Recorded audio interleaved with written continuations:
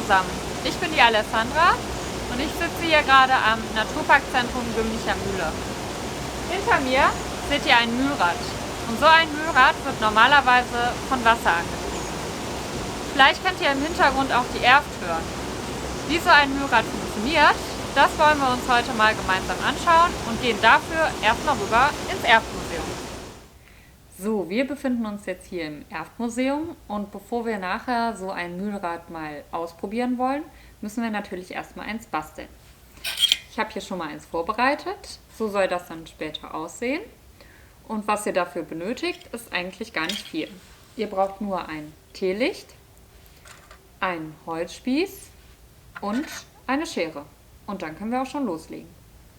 Als erstes nehmt ihr den Wachs aus dem Teelicht raus, sodass ihr nur noch die Hülle übrig habt. Dann nehmt ihr euch eure Schere und schneidet etwa daumenbreit. Also wenn ihr euren Daumen da so dran haltet, dann seht ihr ungefähr, wie breit unsere Schaufeln sein müssen. Das heißt, ihr schneidet jetzt einfach in den Rand einen Schnitt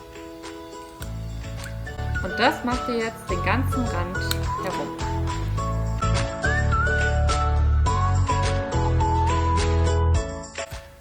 Und wenn ihr das geschafft habt, wenn ihr damit fertig seid, dann müssen wir unseren Schaufeln noch sogenannte Kanten biegen, damit das Wasser da auch Halt hat und das Mühlrad sich später drehen kann.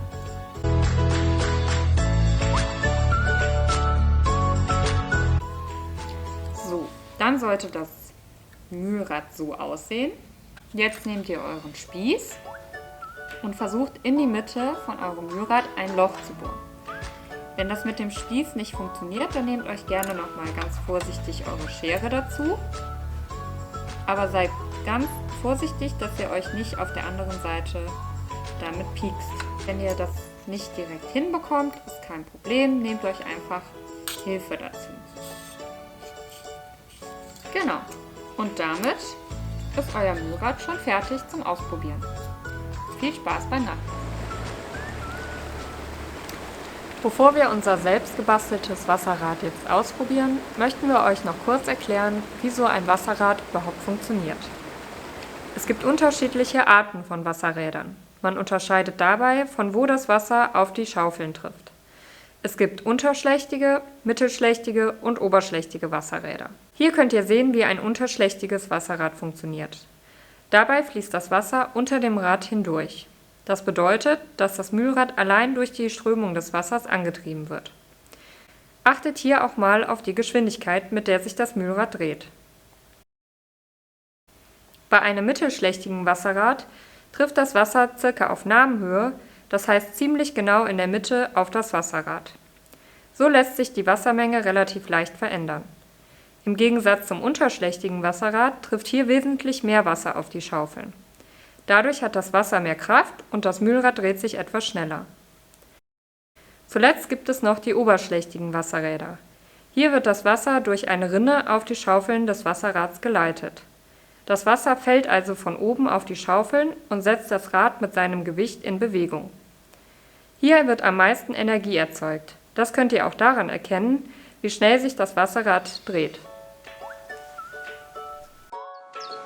So, nachdem ihr nun was über Wasserräder erfahren habt und über die unterschiedlichen Arten, wollen wir jetzt mal schauen, ob unser Wasserrad, was wir eben gebastelt haben, auch wirklich funktioniert.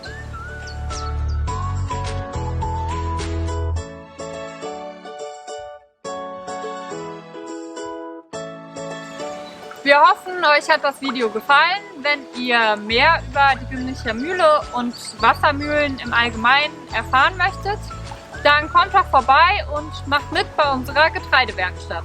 Wir freuen uns auf euch.